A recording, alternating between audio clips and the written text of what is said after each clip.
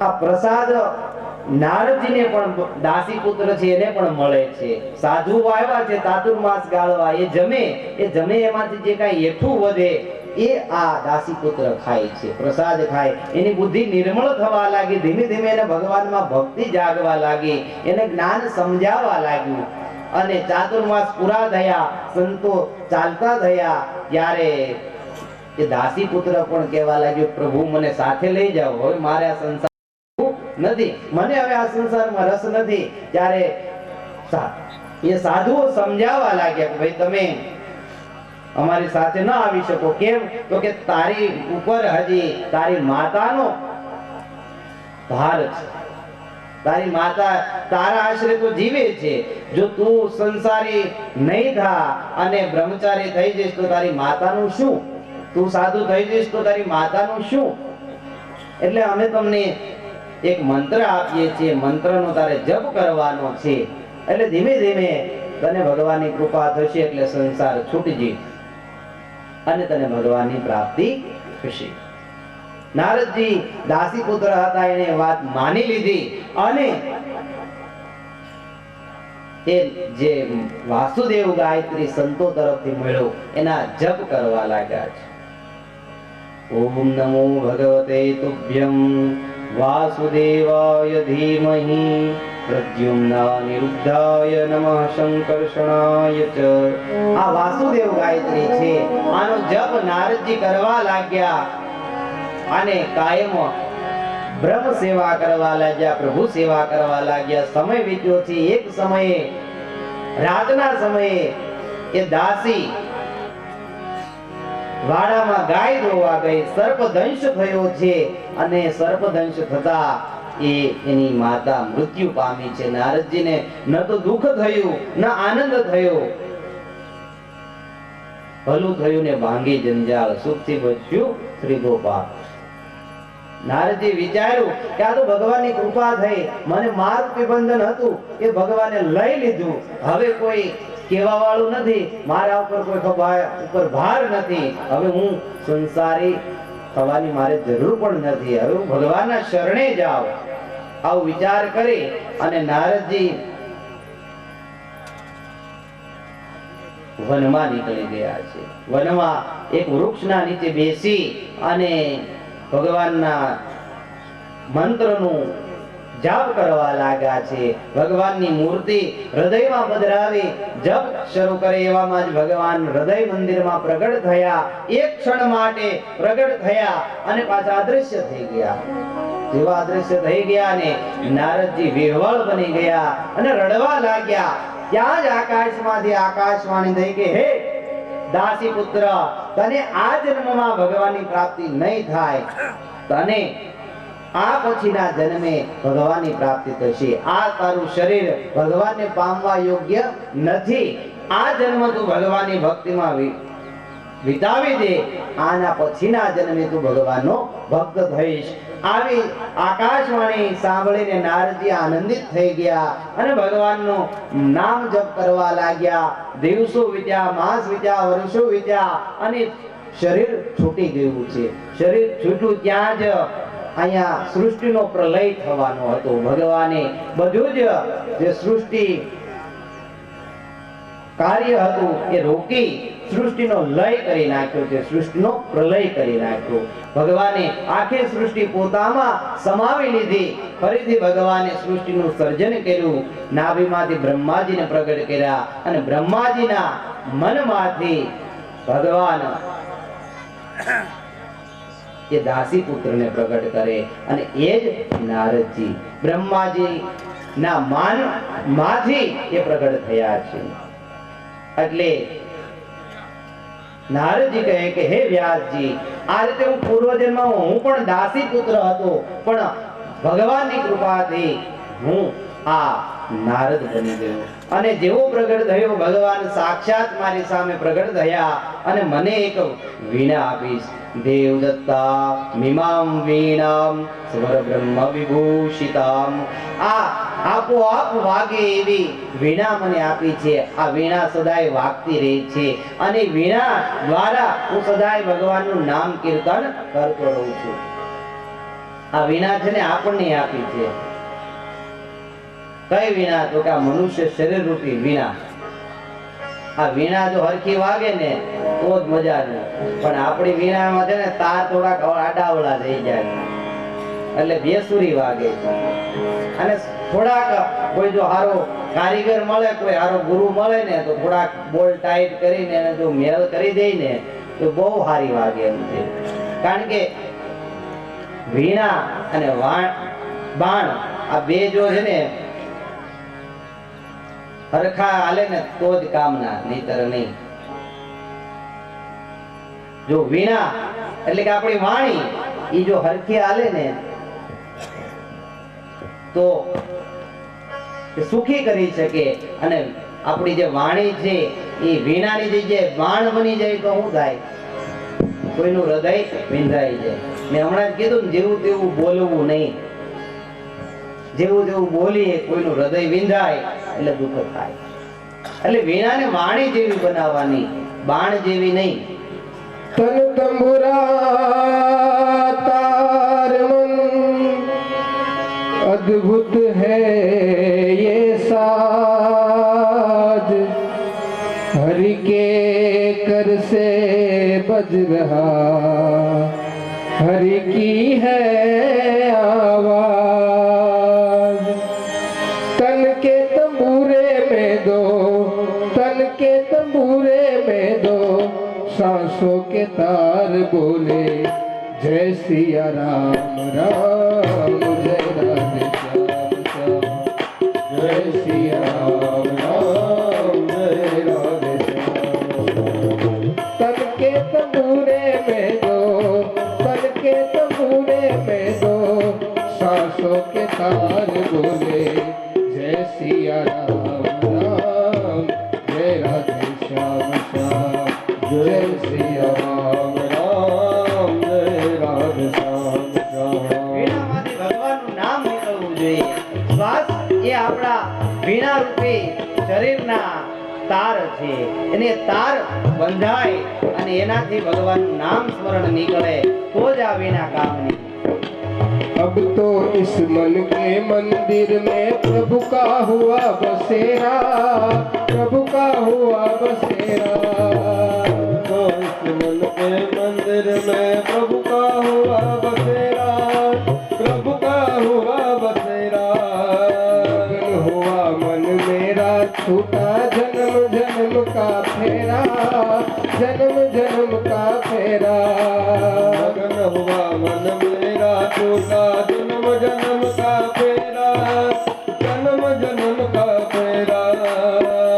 मन की मुरलिया रे हो, मन की मुरलिया में, मन की मुरलिया में सुर का सिंगार बोले जय सिया राम राम, जय राधे श्याम श्याम, जय सिया राम राम, जय राधे श्याम श्याम। तन के तंबूरे में दो, सांसों के तार बोले जय सिया राम राम, जय राधे श्याम श्याम, जय सिया राम राम, जय सिया राम राम। लगन लगी लीलाधारी से जगीर जगमग ज्योति, जगीर जगमग ज्योति। लगन लगी राधा रानी से जगी है जगमग ज्योति, जगी है जगमग ज्योति। राम नाम का हीरा पाया, श्याम नाम का मोती, जगीर जगमग ज्योति।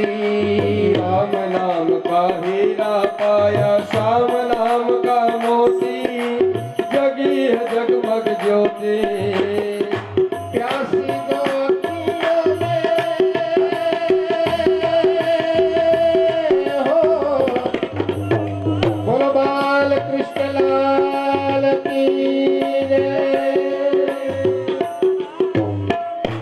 प्यासी दो अखियों में हो, प्यासी दो अखियों में, प्यासी दो अखियों में आंसुओं की धार સિયા રામ રામ જય રાધે શ્યામ શ્યામ જય સિયા રામ રામ જય રાધે શ્યામ શ્યામ ઋણ ઝુણ વાગે તંબુરો ઋણ ઝુણ વાગે તંબુરો કરનારો એનો નારો રે ઓમ સોમનાથ વાગ્યા વગાડનારો નારો ઓમ સોમનાથ વાગ્યા વગાડનારો નારો એનો વગાડનારો નારો એનો વગાડનારો દ્વારિકાધીશ. તો નારદજી કે ભગવાને મને આ વીણા આપી અને એ સ્વર બ્રહ્મ વિભૂષિત છે, એટલે કે એમાંથી બ્રહ્મ રૂપી સ્વર, ભગવાનના નામ રૂપી સ્વર નીકળે છે અને સદાય હું નારાયણનું નામ લઉં છું. એટલે તમે પણ આ ભાગવત રૂપી જ્ઞાન પ્રાપ્ત કરી એનો વિસ્તાર કરો. એટલે નારદજીએ 4 શ્લોકનું ભાગવત વ્યાસજીને આપ્યું. વ્યાસજીનો વિસ્તાર કર્યો. વ્યાસજીનો સ્વભાવ વિસ્તાર કરવાનો છે. એટલે 4 શ્લોકના એમણે કેટલા બનાવ્યા? 18,000 શ્લોક બનાવ્યા અને શ્રીમદ ભાગવત મહાપુરાણની રચના કરી, જે 18મું અને છેલ્લું પુરાણ. આ 18 પુરાણો માનું છેલ્લું જે હતું ને એ બહુ સારું બન્યું. પેલા કારીગર હોય ને પેલા વેલા જે કઈ બનાવે એ થોડુંક નબળું બને, પછી ધીમે ધીમે બીજી વસ્તુ બનાવે, ત્રીજી વસ્તુ, ધીમે ધીમે કરતા એ કારીગર થઈ જાય. પછી આંખું બંધ કરીને બનાવે ને તોય સારું બને. એટલે 18મું છેલ્લું બનાવ્યું, સૌથી સારામાં સારું બન્યું ભાગવત. પણ આ સારી વસ્તુ હોય જેને તેને અપાય નહીં. મેં વાત કરી ને હમણાં, શસ્ત્ર ને શાસ્ત્ર જ્યાં ત્યાં શોભે નહીં, જેવા તેવાના હાથમાં અપાઈ જાય તો. અને મોટા મોટી અત્યારે તકલીફ ઈ જ છે, પ્રોડક્શન કરવું હેલું છે, એનું માર્કેટિંગ અઘરું છે, બજારમાં મૂકવું અઘરું. કે આ દેવું કોને? વિચારવું. યાદ આવ્યો પોતાનો દીકરો શુકદેવ. આ શુકદેવ છે એ હકીકત તો ભગવાન શિવનો જ અંશ છે અને એને તો પહેલેથી જ આ ભાગવત મળેલું છે. હકીકત સુખદેવજીને ભાગવત મળ્યું જ ક્યાંથી? ભગવાન શિવ પાસેથી મળ્યું છે. એની કથા આવે થોડી ટૂંકમાં હું તમને કહી દઉં કે એક વખત માં પાર્વતી એકલા બેઠા હતા, ભોળાનાથ ક્યાંક તપ કરવા આવ્યા હતા. એટલે એવામાં નારદજી ફરતા ફરતા આવ્યા અને નારદજી માતાને નમસ્કાર કર્યા, પ્રણામ કર્યા. કેમ છે માતાજી? ક્યાં ગયા? ભોળાનાથ ઈ તો તમને તો ખબર છે, તપ સિવાય ને બીજું કોઈ ઉઠતું નથી, તપ કરવા ગયા. એ તો ભોળા છે અમારે. નારદજી કે માતાજી તમે ભૂલ ખાઓ. કેમ? એ ભોળા નથી, એ ભોળા તો છે પણ કેવા? લઈ જાય ગોળી મૂકી જાય ગોળા, એવા ભોળા છે. કેમ? તો કે એના ગળામાં જે ખોપડીઓ છે, ખોપડીઓ કોને કોઈ દી પૂછ્યું કે? ઈ તો મેં કોઈ દી પૂછ્યું નહીં. તો તમને કોઈ દી કીધું એને કે નહીં? તો કે પૂછજો, આવે ને તમે. ત્યાં જ એમાં ભોળાનાથ અલખ નિરંજન કરતા આવ્યા હતા પૂરું કરીને. નારદજી કે માતાજી હવે હું જાઉં. અને નારદજી તો ગયા, ભોળાનાથ આવ્યા, જોયું તો હું જો હરખું હોય ને તો બહારથી આવી એટલે સીધું પાણીનો ગ્લાસ આવે, પણ પાણી ગ્લાસ નો આવે એટલે સમજવાનું કાંઈ કાંઈ વાંધો પીડ્યો. એટલે કઈક ફેર દેખાડો કે શું છે દેવી, કેમ શું થયું? કે તમે કયો છો પણ હું ભોળો, પણ તમે ભોળા નથી. મને કયો આ તમારા ગળામાં ખોપડીઓ કોની છે? એટલે ભોળાનાથ ની ખબર પડી ગઈ. તરત પૂછ્યું, નારદજી આવા લાગે કે હા, એને જ કીધું. હવે કયો આ ખોપડી છે કોની? તો કે આ ખોપડીઓ છે ને દેવી, હું તમને કહીશ તો તમને દુઃખ લાગશે, પણ તમારી ખોપડીઓ છે. મારી ખોપડી? કે હા દેવી, તમારા એટલા બધા અવતારો થઈ ગયા, તમારા જ્યારે જેટલા અવતાર થાય દરેક વખતે હું ખોપડી લઈ અને મારા ગળામાં પહેરી લઉં છું. તમારા આ મારા ગળામાં જેટલી ખોપડીઓ છે ને એટલા અવતાર થઈ જાય. કે તમારો કે હું તો અજન્મા છું, હું મરું નહીં.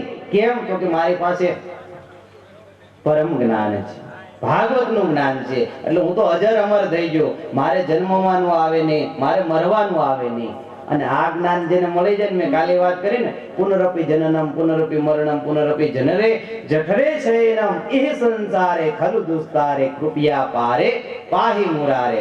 જ્યાં સુધી આ મળે નહીં ત્યાં સુધી વારંવાર જન્મવાનું, વારંવાર મરવાનું. પણ જ્યારે કૃપયા પાહી પાહે મુરારે, જ્યારે ભગવાનની કૃપા થાય, જ્ઞાન મળે ને, પછી અહીંયા આવવાનું રહે નહીં, અહીંયા આવવાનું, અહીંનો ધક્કો થાય નહીં. એટલે દેવી મને તો એ જ્ઞાન મળ્યું, તો માં પાર્વતી કે તો તમે સ્વાર્થી નહીં, તમે પેટ મેલા નહીં, કેમ? તો કે મને ન આપવું જોઈએ. ભોળાનાથ કે પણ દેવી એવું નથી, તમારો સ્ત્રી સ્વભાવ છે એ હું કથા કહીશ, અને તમને જો આળસ આવી તો એ જ્ઞાન નકામું જાય. કારણ કે પાત્ર વગર પીરસાય નહીં. બુદ્ધની કથા આવે છે કે એક રાજા ભગવાન બુદ્ધ પાસે કાયમ જાય, ભગવાન બુદ્ધને પગે લાગે, એની પાસે પગમાં બેસી એના પગ દબાવે, પણ ભગવાન બુદ્ધ આશીર્વાદ ન આપે. ભગવાન બુદ્ધ કથા કરતા હોય ત્યારે રાજા મોટા આસન ઉપર જઈને બેસી જાય, કથા સાંભળે, સત્સંગ સાંભળે, પણ રાજાને એમ થાય કે આ બુદ્ધ ભગવાન મને કેમ આશીર્વાદ નથી આપતા. એટલે એક વખત રાજાથી રહેવાનું નહીં, ભગવાન બુદ્ધને કીધું તમે આશીર્વાદ કેમ નથી આપતા? તો કે હું તને ઘરે આવીને આ વાત કરીશ, કાલે હું તારા મહેલમાં આવીશ અને વાત કરીશ. રાજાને આનંદ થયો કે આજ ભગવાન બુદ્ધે મારા ઉપર કૃપા કરી. એટલે પોતાના અનુચરો હતા ને એને કીધું ભાઈ સારી રસોઈયાને કીધું સારામાં સારી ખીર બનાવે, મેવા નાખીને, બદામ કાજુ પિસ્તા નાખી, કેસર નાખી સરસ મજાની ખીર બનાવે. આજ બુદ્ધ ભગવાનને મારે જમાડવા છે, એને ભિક્ષા આપી છે. બુદ્ધ ભગવાન આવ્યા, રાજાએ કીધું કે બોલો શું કરું? કે પહેલા મને તું ભિક્ષા આપી દે ભગવાન બુદ્ધ કે, પછી હું બીજી વસ્તુ લઈશ. એટલે રાજાએ તરત જ સોનાનો કટોરો ભરી ખીર લાવ્યા, અને ખીર લાવ્યા ને જોયું ને તો ભગવાન બુદ્ધનું જે કમંડળ હતું ને એ મેલું હતું, ગારા વાળું હતું. એટલે ભગવાન બુદ્ધ કે નાખી દે આમાં. રાજા નાખતો નથી. એક ભાઈ પ્રભુ આમાં તો કાદવ ભર્યો છે, કીચડ ભર્યો છે, આમાં હું ખીર નાખીશ તો ખવાય એવી રહેશે નહીં. ને આ કેવી સરસ મજાની ખીર બનાવરાવી છે, મેવા નખાવ્યા છે, કેસર નખાવ્યું છે, આવી ખીર આમાં નાખી દે તો કાદવ કીચડ વાળી છે. એટલે તમે પેલા કમંડળ મને આપો, હું એને ધોઈ નાખું, સાફ કરી નાખું, આ શુદ્ધ થઈ જાય પછી આમાં ખીર નાખું. ભગવાન બુદ્ધ કે રાજા હું એ જ વાત તમને સમજાવવા માંગતો હતો કે મારો જે આશીર્વાદ છે ને જેવો તેવો નથી. તારું આ જે ખોપડી છે ને એમાંય કાદવ કીચડ ભર્યો, તો મારા આશીર્વાદ કેમ તને આપું? જો એક તું સામાન્ય ખીર બનાવી અને આ કાદવ વાળા કમંડલમાં ના નાખતો હોય તો મારા જે દિવ્ય આશીર્વાદ તને હું કેમ આપું? કારણ કે તારી ખોપડીમાં તો મોહ મમતા રૂપી બધા કાદવ કીચડ ભરેલા છે, એટલે મારા આશીર્વાદ તને મળે નહીં. રાજાને ત્યારે વાત સમજાણી, કારણ કે રાજા સત્સંગમાં તો જાતો પણ બધાને હારે ન બેહતો, ઊંચા આસને બેહે. જ્યાં સુધી હું રાજા છું એવો ભાવ છે, હું મોટો છું એવો ભાવ છે, ત્યાં સુધી કાદવ કીચડ છે જ આપણા મગજમાં. એટલે હું તને આશીર્વાદ નહોતો આપતો. અને ત્યારે વાત સમજાણી. એમ ભગવાન ભોળાનાથ પણ માં પાર્વતીની કઈક ભાઈ હું તમને આપીશ પણ તમે એને સાચવી નહીં શકો, પણ સ્ત્રી હટ, બાળ હટ, રાજ હટ એની આગળ કોઈનું ચાલે નહીં. ખાડી લેવી એટલે લેવી. એ ભલે 5000 વાળી હોય, એક જ વાર પહેરવાની હોય, પણ લેવી એટલે લેવી. તો ભોળાનાથ કે કહો દેવી તમે સાવધાન થઈ જાઓ. એક તાળી વગાડી એટલે જે હિમાલયની આસપાસના વિસ્તારમાં જેટલા ચોપગા પ્રાણીઓ હતા, જેટલા સ્થળચર જીવો હતા એ બધા જ અદ્રશ્ય થઈ ગયા. બીજી તાળી લગાડી એટલે લતા વૃક્ષો જે પણ હતા એ પણ અદ્રશ્ય થઈ ગયા. ત્રીજી તાળી લગાડી એટલે ખેતર એટલે જે આકાશમાં જે વિચરનારા પક્ષીઓ હતા એ પણ અદ્રશ્ય થયા. એમાં એક જે પોપટી હતી એને એક ઈંડું મૂક્યું. ઈંડું જઈને સીધું જ માં પાર્વતીના પાસે પડ્યું અને પોપટી ઉડી ગઈ, અદ્રશ્ય થઈ ગઈ. ઈંડું પડ્યું છે માં પાર્વતી જગદંબા ભવાની, એની તો કેટલી, કારણ કે તો શક્તિ છે ને, એની શક્તિના કારણે, એની ગરમીના કારણે એ જે ઈંડું હતું ને એમાંથી તરત જ બચ્ચું થઈ ગયું. પણ ભોળાનાથ ને આંખો બંધ છે, એને ભાગવત કહેવાનું શરૂ કરી દીધું છે. મા પાર્વતીએ સાંભળવાનું શરૂ કરી દીધું છે. કોઈને ખબર નથી રહી પોપટનું બચ્ચું બેઠું છે. કથા આગળ વધી. એક દિવસ થયો, બે દિવસ થયા, ત્રીજો દિવસ થયો. ધીમે ધીમે રાત દિવસ કથા શરૂ છે. મા પાર્વતી થાક્યા છે. ધીમે ધીમે ઝોલા આવવા લાગ્યા. એમ કરતા કરતા ઊંઘી ગયા. મા પાર્વતી ઊંઘ્યા, હોકારો આપવાનું બંધ કર્યું એટલે પોપટનું બચ્ચું છે ને એમ થયું કે જો હવે હું હોકારો નહીં આપું ને તો આ કથા અધૂરી રહી જાય. એટલે મા પાર્વતીના ખોળામાં બેસી ગયું અને હોકારો આપવા લાગ્યો. આખી કથા પૂરી થઈ. આંખ ખોલીને જોયું તો મા પાર્વતી સુતા છે અને પોપટનું એક બચ્ચું છે એના ખોળામાં બેસી હોકારો આપતું હતું. ભોળાનાથ ક્રોધિત થઈ ગયા, ત્રિશૂળ લઈને દોડ્યા. ત્યારે મા પાર્વતી જાગી ગયા કે હા ભોળાનાથ શું કરો છો? આ બચ્ચાએ ભાગવતનું જ્ઞાન જાણી લીધું છે. હવે મરશે નહીં તમારા ત્રિશૂળથી, તમે એને મારી નહીં શકો. તોય ભોળાનાથ એની પાછળ ગયા. એ બચ્ચું ઉડતું ઉડતું સરસ્વતી નદીના કિનારે જ્યાં વ્યાસજીનો આશ્રમ છે ત્યાં આવ્યું છે. વ્યાસજીના પત્ની અરણી દેવી એ સમયે બેઠા બેઠા બગાસું ખાતા હતા. એટલે એ મુખમાં જ એ બચ્ચું પ્રવેશ કરી ગયું. કારણ કે એને ખબર હતી કે સ્ત્રી ઉપર તો શંકર દાદા કાંઈ ત્રિશૂળ નહીં ઉપાડે, એના પેટમાં જ વહી જાવ. એટલે એના ઉદરમાં પ્રવેશ કરી ગયા.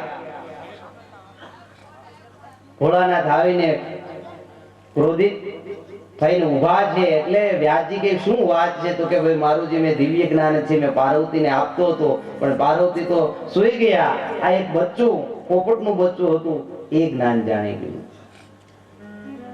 હવે એ મરશે તો નહીં, એટલે હું તો ખોટો અહીં આવ્યો, પણ તમને એક સલાહ આપું. તમે કાયમ આને ભાગવત સંભળાવજો. ભાગવત સંભળાવશો ને એટલે એ જન્મશે એટલે પરમ જ્ઞાની થશે અને ભાગવતનો ઉત્તમ વક્તા થશે. આમ કહી ભોળાનાથ ચાલ્યા ગયા. આ બાજુ દિવસો માસ વીત્યા, પણ એ બાળક જન્મ નથી લેતું. 12 વર્ષ વીતી ગયા. માના ઉદરમાં જે બાળક છે. વ્યાસજીને થયું કે ભાઈ હવે આ કેટલો સમય? વ્યાસજીએ કીધું કે હે બાળક, હવે તું જન્મ લે, તારી માતા દુખી થાય છે. હવે તારું સ્વરૂપ એટલું બધું મોટું થઈ ગયું છે કે તારી માં ખાઈ શકતી નથી, પી શકતી નથી, એ દુખી થાય છે, તું જન્મ લે. સુખદેવજી માના ઉદરમાં કે પણ જો હું જન્મ લઉં ને તો મને માયા લાગી જાય, અને માયા લાગી જાય ને તો હું દુખી થાય.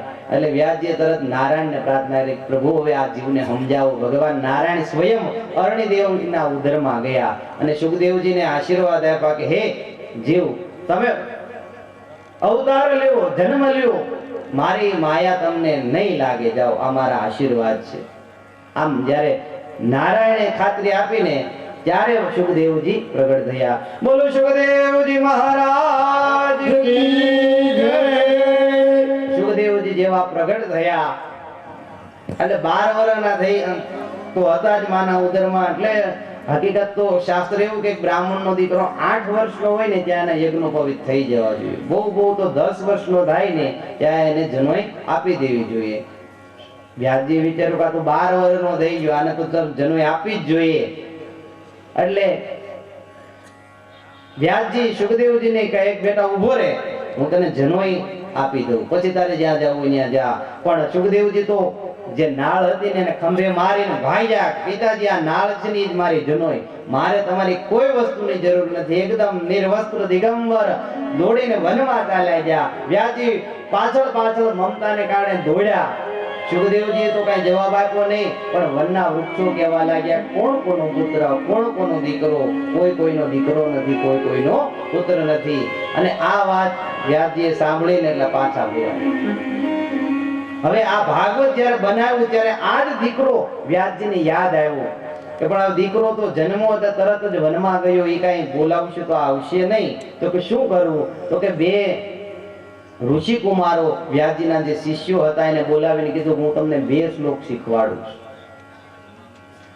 એ 2 શ્લોક તમારે વનમાં જઈને ઊંચા સ્વરે ગાવાના છે. 2 ઋષિ કુમારોને બોલાવી બેને એક શ્લોક શીખવાડ્યો. પહેલો શ્લોક ભગવાનના સ્વરૂપનો હતો. ભગવાનનું કેવું સ્વરૂપ છે એ શ્લોક હતો અને એ ઊંચા સ્વરે ગાયો.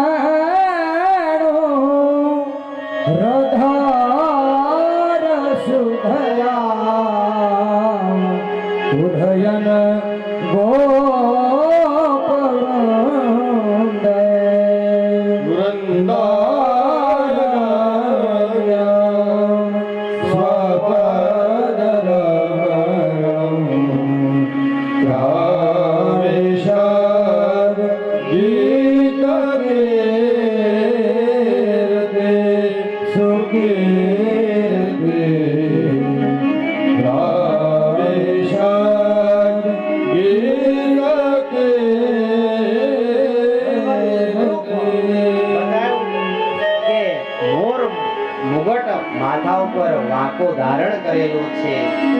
નટવર જેવું રૂપ કોઈ નટ આ ચાલ્યો આવતો હોય એવું રૂપ ધારણ કર્યું. ગળામાં વૈજયંતી માળા છે, ગળામાં ગુંજાવની માળા રહેલી છે, કાનો ઉપર પીળા કરણના ફૂલ ખોસી અને એ ચાલ્યા આવે છે. કઈ રીતે આવે છે? તો કે ગાયો ચરાવતા ચરાવતા આવે, ખુલ્લા પગે આવે છે. ક્યાં? તો કે વૃંદાવનમાં એ ખુલ્લા પગે ચાલ્યા આવે. આવા ભગવાનનું સ્વરૂપ જોયું, આવું વર્ણન સાંભળ્યું. જે નિરંજન નિરાકારને મારનારા સુખદેવજી હતા એ સાકાર સ્વરૂપ તરફ આકર્ષાયા. એવા તો ક્યાં ભગવાન કે આવું સુંદર રૂપ છે. હું તો નિરંજન નિરાકારને માનનારો, પણ મને આ રૂપ તરફ આકર્ષણ થાય છે. પણ વિચાર્યું કે ભાઈ આકાર હોય ને ત્યાં એમાં કઈ દોષ હોય, એનું રૂપ તો સુંદર હશે પણ એ હાર હોય છે કે નહીં એની હું ખાતરી. ત્યાં જ બીજો શ્લોક સંભળાણો. અહો બકીયં સ્તનકાલકૂટં જિંઘાસયાપાય યદપ્યસાદરી લેભે ગતિં ધાદૃતિતાંતતોન્યં કમવાદયાલુ શરણં વ્રજેમં. કમવાદયાલો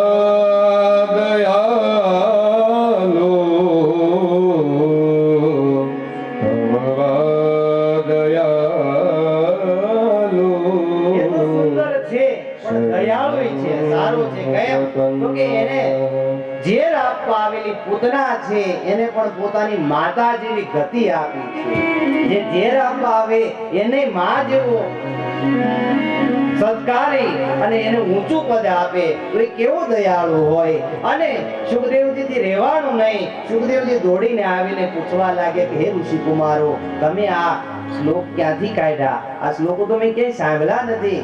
તો ઋષિ કુમારો કહે કે આ તો હમણાં જ નવું પુરાણ બન્યું છે, મહાપુરાણ બન્યું છે, શ્રીમદ ભાગવત છે, વ્યાસજીએ બનાવ્યું છે.